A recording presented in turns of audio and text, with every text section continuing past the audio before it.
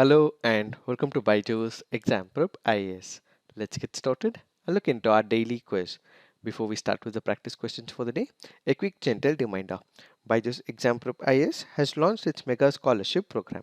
You would be able to avail as much as 60% discount on our live online classroom program and offline classroom program. We have very limited number of seats and this offer is valid only till 12th of June. So what are you waiting for? Click on the link in the pinned comment, register, and you will get a call back from our counselors. Let's get started and look into the first practice question. Consider the following statement. We have the national waterway on one side, the river system that this national waterway is built on the other side. National Waterway 16, Barak River. National Waterway 64, Mahananda River. National Waterway 98, Sutlej River. National Waterway 110, Yamuna River. How many of the above pairs are correctly matched? The answer to this is only 3 pairs. Why have we taken this practice question? Because this article on the PIB makes a reference to national waterways. It makes a reference with respect to Ganga. It makes a reference with respect to Brahmaputra, which is why we have taken this question on the national waterway. When we speak about the national waterway, the first national waterway that is in question is National Waterway 16. Yes, this is with respect to the Barak River. National Waterway 64 is not with respect to Mahananda River. Instead, it is with respect to Mahanadi River, which is in the state of Odisha. So the second pair that we have is not correctly matched. National Waterway 98, yes, is to do with the Sutlej River, and National Waterway 110 is to do with the Yamuna River. Let's look at some of the important waterways. What we have is National Waterway 8, Alappuzha, which is in Kerala. Then what we have is National Waterway 12, Asi River. National Waterway 14, Baitarini River. National Waterway 16, Barak River. National Waterway 17, Beas River. National Waterway 20, Bhavani River. And then what we have is National Way 64, which is in Mahanadi River, and it is not Mahananda. When it comes to Mahananda, it is National Waterway 65, which is in the state of West Bengal. The answer to this would thus be only 3, which means 64 is not right. So how many pairs are correctly matched? The answer would be only 3. Now let's look into the next practice question. Consider the following statements. Lavenders flourish best in dry, well-drained, sandy or gravy soils in full sun. Commercially, the plant is grown mainly for the production of lavender essential oil. Aroma Mission was launched by the Union Ministry of Agriculture and Farmers Welfare through the Council of Scientific and Industrial Research, which has led to well-known Purple Revolution in India. How many of the above statements are correct? The answer to this is only 2. Why have we taken this practice question? Because this article on the PIB makes a reference to lavender. It makes a reference to Lavender Festival as day 1 of event was inaugurated by Dr. Jitendra Singh. Let us try and understand what are these statements. When you look into the first statement, lavenders flourish best in dry, well drained, sandy or gravelly soils in full sun. Yes, this statement is right. So the first statement is right. When you look into the second statement, commercially, the plant is grown mainly for the production of lavender essential oil. This happens to be one of the major extracts from the lavender, and this has been commercially exploited primarily because to extract the essential oil. Second statement is also right, but the third statement is wrong primarily because it was launched not by the Union Ministry of Agriculture, but instead it is Union Ministry of Science and Technology, and through the Council of Scientific and Industrial Research, which has led to Purple Revolution in India. So it is not the Ministry of Agriculture, but instead it is the Ministry of Science and Technology. Let's look at some of the important facts. What do we know by Aroma Mission? This is a mission that was launched in 2016 to promote the cultivation of lavender plants which hold aromatic healing effects through advanced technology that is set by the CSIR. The mission is anticipated to bring a transformative difference in the aroma industry through selected interventions in agriculture, product and processing development areas.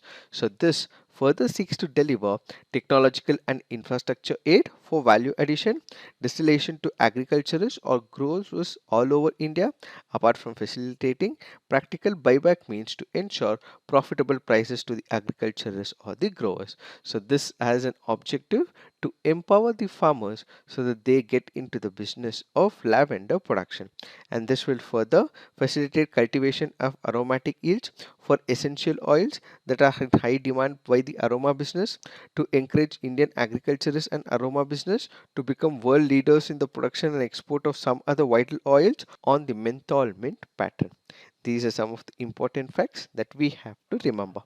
Now let's look into the next practice question. With respect to Commission of Enquiry Act of 1952, which of the following statements are correct? This act is made for the appointment of commissions to inquire into matters which are related or concern or affects the public at large. Both central and state governments can set up such commissions of inquiry, and they can appoint such commissions to investigate about any subject matter mentioned in the 7th schedule. If the state government set up the provision first, then central government can set up a parallel commission on the same subject matter. Which of the statements are correct? The answer to this is one only. Why have we taken this practice question? Because this article on the PIB makes a reference to commissions of the Enquiry Act of 1952, which is why we have taken this practice question. Let us try and understand what are these statements. When you look into the first statement, this act is made for the appointment of commissions into inquire matters which are related or concern or affects the public at large. Yes, this statement is right. We have the Commission of the Enquiry Act of 1952. Both the central government and the state governments would be able to appoint one of the commissions. If there are more than one person, then a person will also have to be appointed who will be heading that particular commission, who will be called as a chairman. So both central government and state governments would be able to appoint the commission. Let me give you an example. We have the West Bengal government which had appointed a commission under the Commission of the Enquiry Act when Pegasus issue had surfaced. So they wanted to inquire what was this Pegasus software issue all about, who were the persons who were behind it, and how this was troubling number of journalists, political people, so on and so forth. So appointing a commission can be done both by the central government and state government. When you look into the second statement, both central and state government can set up such commissions, yes, and they can appoint such commissions to investigate about any subject matter mentioned in the 7th schedule. When you look at it closely, the central government would be able to appoint a commission. This commission would be able to look into any subject matter in 7th schedule. However, when it comes to the state government, it is only state list and the concurrent list. So all subjects by the state governments, no. Whatever is in state list, whatever is in concurrent list, only those aspects can be investigated by the state government.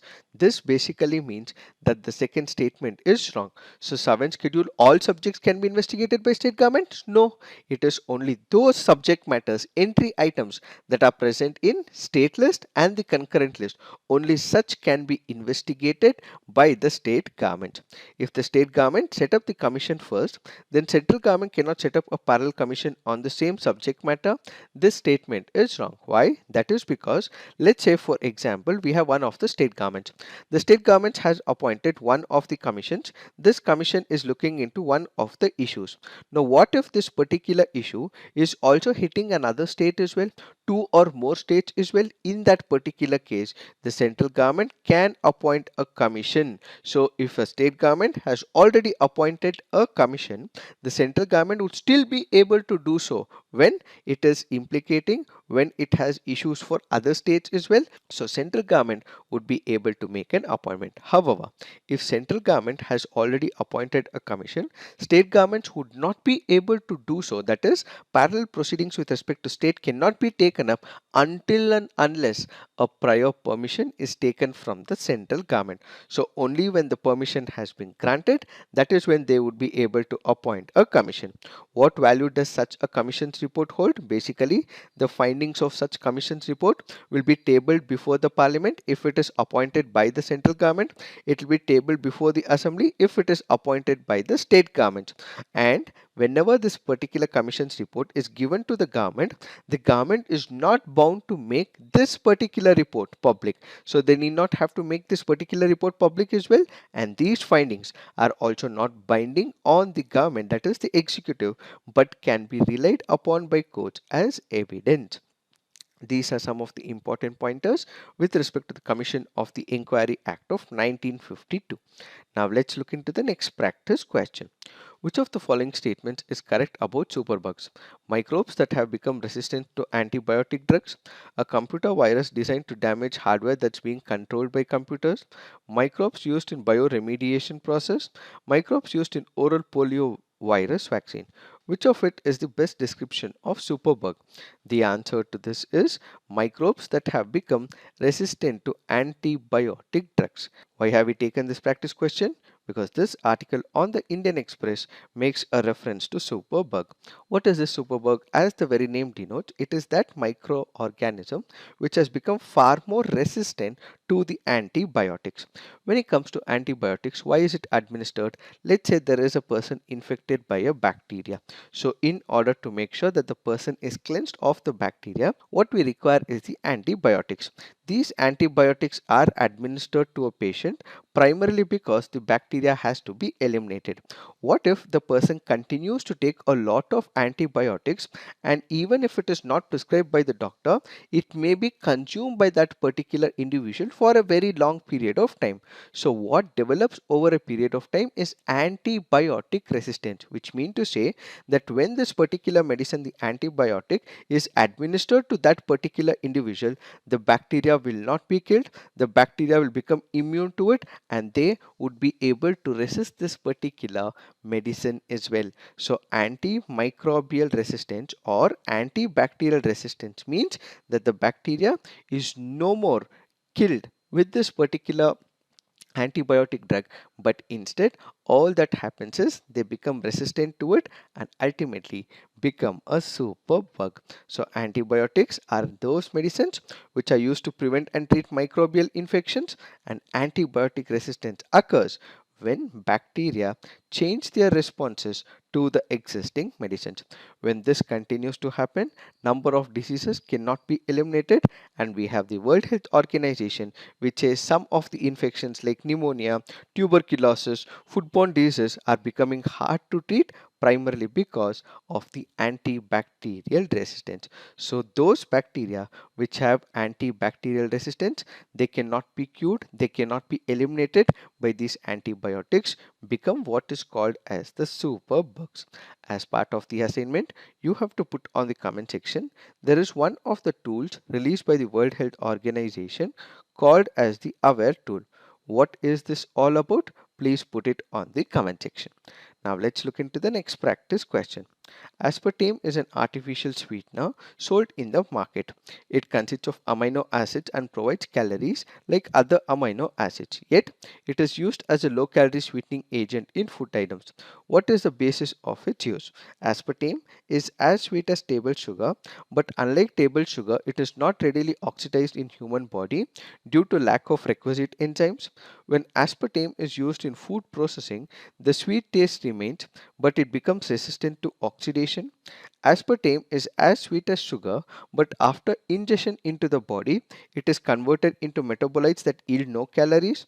Aspartame is several times sweeter than table sugar, hence food items made with small quantities of aspartame yield fewer calories on oxidation.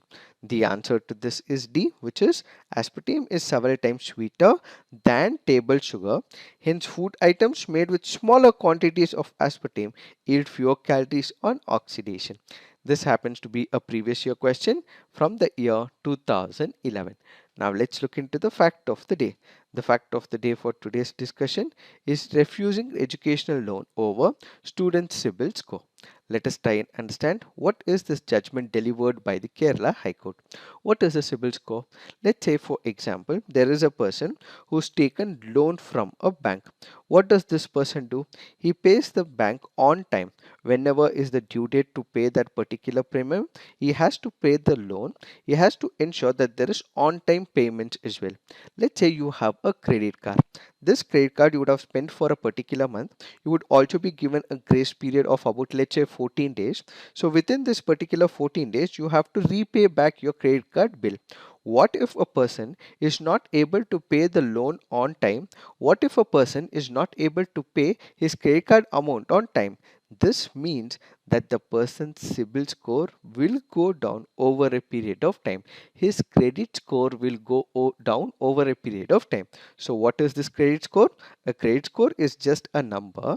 This number is being tagged to that particular person. When it is tagged to such and such person, if his credit score is good, banks would be able to see this score. If it is anything above 700, it means that that person is trustworthy. He's taken the money, he's paying back the bank as well. However, if it is anything less than that, it means he has taken the loan but he has defaulted several times. He is not paying the loan amount on time. This means the banks would be able to see the credit score and it may not also give the credit to that person. So there are two ways of looking at it. If credit score is high, it means he is making his payments on time.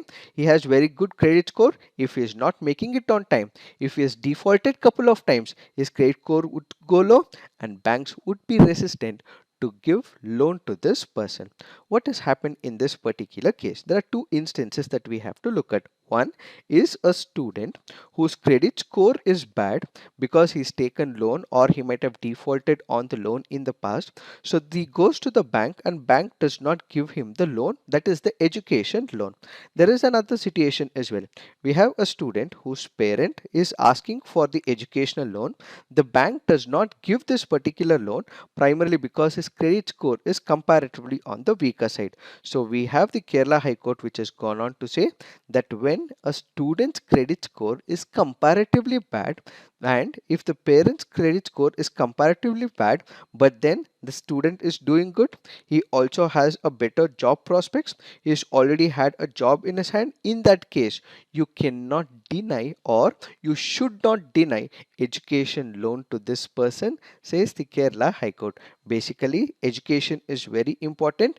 Just because of the credit score, you should not be denying the right to education for that individual, says the Kerala High Court. So it is not just about the technicalities, it is not just about the numbers, it is not just about the credit score, it is about getting this person what he deserves in the form of education. So if the need be, these can be set aside and this person will have to be given loan, is what is this article all about. So basically it is just not about credit score, it is also about education for that individual, says the Kerala High Court. For this they refer to important judgments. One happens to be KM George versus the branch manager, the other happens to be Pranav SR versus the branch manager. In these cases, parents' income were considered, students' income were considered, the credit score was not good, and ultimately the Kerala High Court said that in spite of the technicalities involved, they should be provided these loans primarily because it is going to help the students. We also have the RBI circular as well. The RBI circular said model education loan scheme prepared by the India Banks Association. The scheme aimed to provide financial support from the banking system to deserving and meritorious students pursuing higher education courses in India and abroad. So this is it for today. Thank you for watching. All the best.